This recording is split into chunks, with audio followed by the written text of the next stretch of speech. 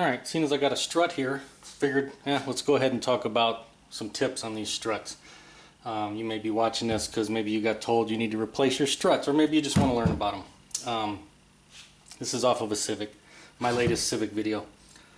A lot of times I can tell if they're bad just by driving it over rough road, and that's how I could tell this vehicle was bad. I took it for a test drive and you could just feel over rough road or slightly rough road, the vehicle just loses its composure and wants to go everywhere. I guess you probably need a little bit of a feel to be able to pick that up, but a lot of people, when you're driving your car, you probably notice that it's not, those wheels aren't staying firm to the ground anymore. And in this case, obviously the best way to tell if your strut is bad, put it on a piece of wood like this, but you got to take it apart and just press it down. You can see that's all the way in, and it should return back, and you can see it is, but it's really slow, and it was really easy for me to push down.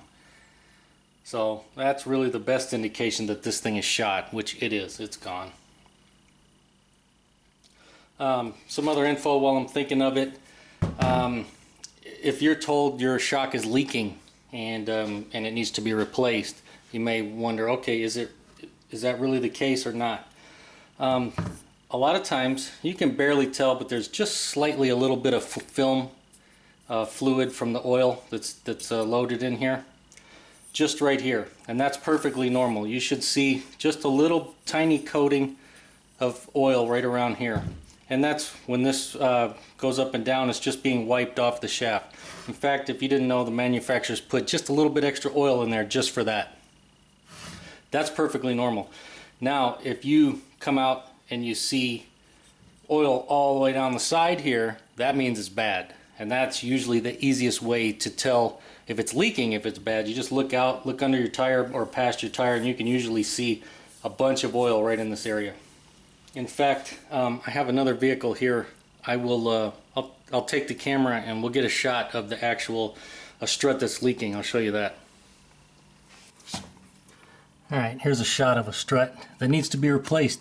You can see the black sheen all across that strut all the way down. That thing definitely needs to be replaced. And you can see, if you look at the top, and if my light isn't too bright, the top of the strut you can see it's just dusty and a light gray. There's no oil there. You can see as soon as you go down lower, you can see where it's all black. That's a great indication of a strut needs to get replaced. Alright, and the last thing we'll talk about is when the struts lock up.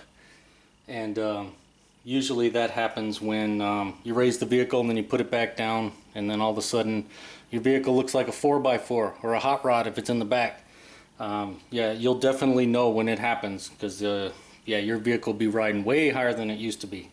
And basically what happens is, you raise the vehicle up and these struts, our pistons extend all the way out.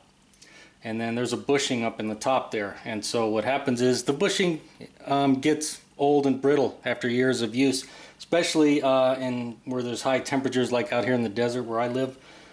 This happens quite frequently. And so basically it extends and then it cracks the bushing up at the top there, and little pieces crumble everywhere, and then they get caught in the oil passages that are supposed to be, where the fluid moves back and forth. They clog them up, and then the piston will not compress. And that definitely sucks when that happens, because you got to replace them. Well, there you go. Hope you enjoyed this quick little video on struts. And as always, if the video helped you out or you liked it, make sure to give it a thumbs up. Thanks for watching.